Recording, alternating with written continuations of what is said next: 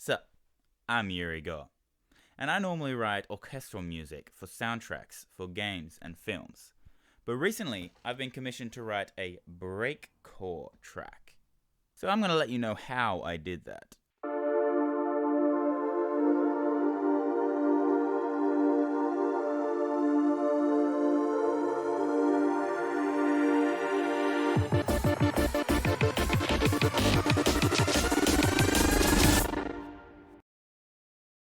First, what is breakcore?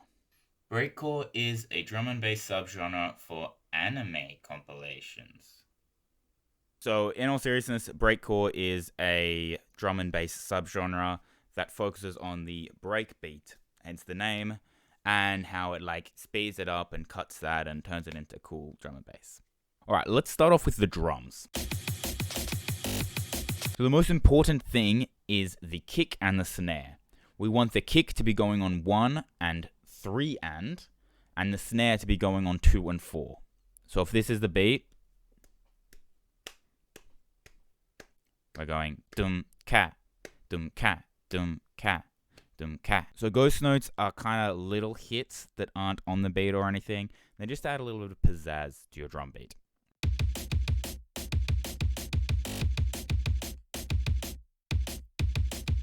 I've also got a few extra hits in the snare there. I don't know if you'd call them ghost notes per se, but they're kind of there doing that. They are a bit quieter, and they're obviously the ones that aren't the main 2 and 4. But then I added a ghost note snare, this guy here. So for this, I edited, you can't see it here because I did a lot of this stuff on Ableton beforehand, but I edited out all the highs and all the lows on the frequency. So we're left with this very thin snare that's very punchy, I guess. And this one does the grunt of all of the ghost note sounds.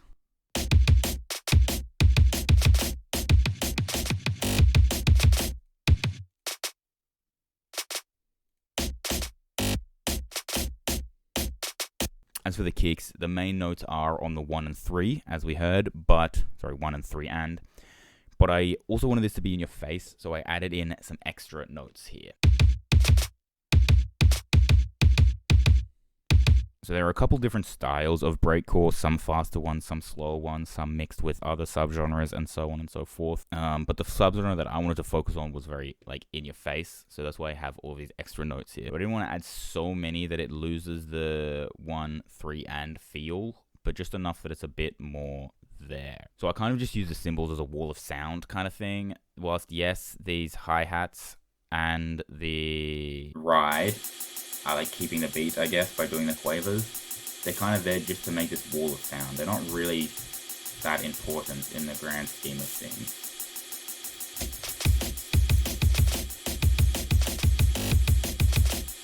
And I guess one of the final things is this, the open hat. And that's just add a bit of tone color to this snare.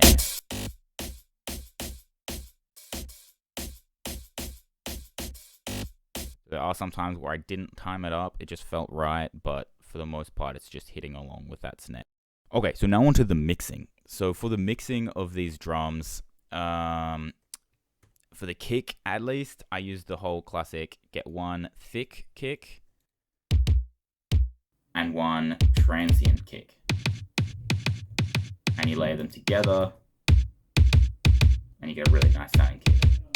So for this track, I actually sent everything to the drum bus and did the core of the mixing here. So this isn't something that I'd usually do. Normally I would take this and I do a lot of editing on this, make sure that it's all sounding good.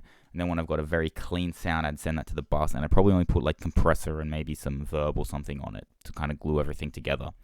But on this one, for the genre, seeing as we're grabbing sample, that's what you're meant to do. You're meant to grab that breakbeat from an old record or something and then use that whole sound. I wanted to get a more authentic sound, and so that's why I used the drum bus. Now, that's not completely true because I was actually away when I made these drums, the ones that are stitched together, that is. So I actually did a lot of editing on these before they came into Cubase. I edited them and then I rendered it out and then I moved it over here when I got back home. So that's not exactly true, but the main editing that I did there was to get the right sound I was after, as opposed to tidying it up and putting on the saturation and the compression and stuff. It was kind of just a bit of a tone color thing to get the right sounding drum. If we do just hear this, we'll hear the drums alone. And then when I add it adds, obviously volume is part of it, but it adds a lot more than just the volume. So this is just an EQ to take out that low end. Not even that low end, sorry, just the stuff that you can't hear, really. So first thing I actually did was added this multi-frequency drive thing. And that's, it's free. And that's just to kind of punchy up the sound a little bit.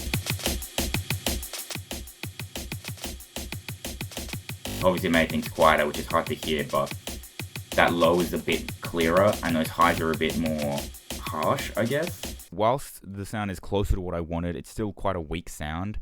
So for that, I added some compression here, and then some saturation. To really get it back to where it was, but a more full sound.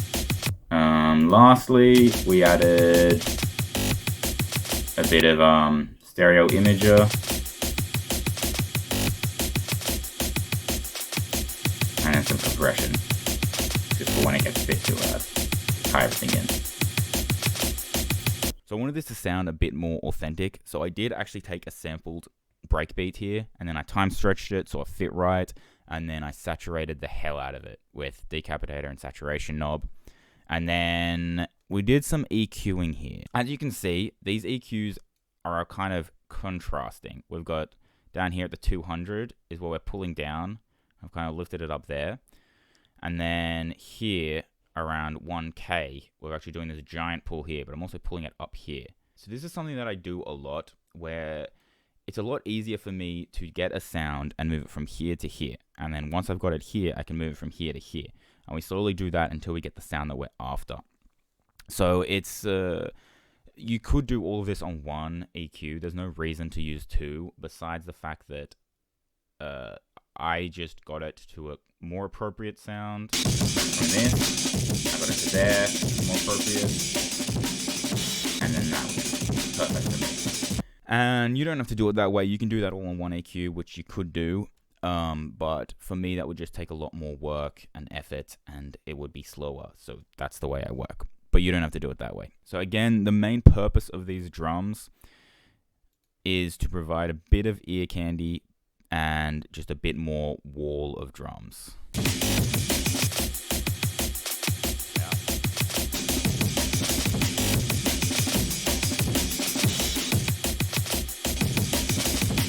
Yeah. So for more of this ear candy stuff, Breakcore is about editing your samples. I made my own beat, as you can see, but I still wanted it to sound like I had taken someone else's beat and had just edited that. So to do that, I added these little glitch effects. Those little fast stutters. And then to do these big glitch effects, I used this plugin called Stutter Edit 2. This kind of just took what we had and just did these giant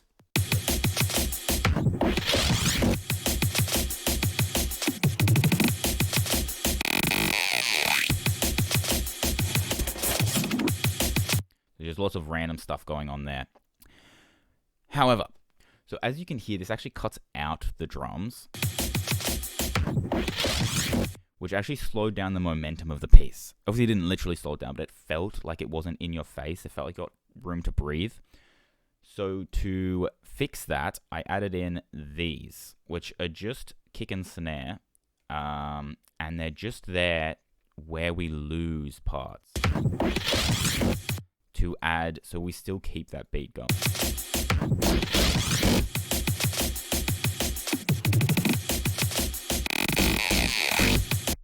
Without it again.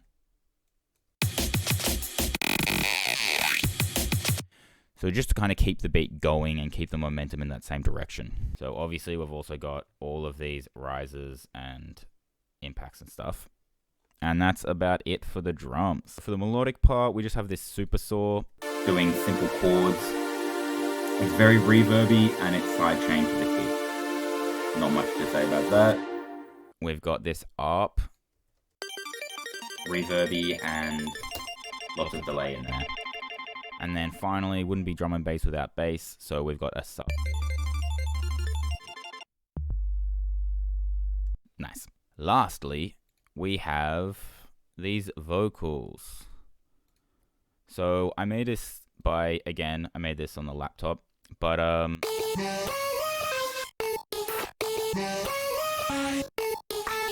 it's just taking a vocal melody and I just chopped it up and I reversed stuff and I tuned stuff and, you know, changed the pitch and stuff. And then we got that. So it is actually, it kind of sounds like they're speaking English, but it's they're speaking Indian or Hindi or I don't know, whatever. And then again, we just wanted it to match the rest of the stuff that's going on. So we added in this stutter edit.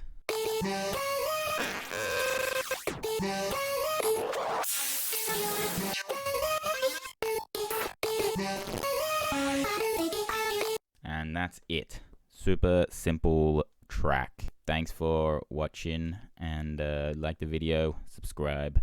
I hope you enjoy. Let's hear it.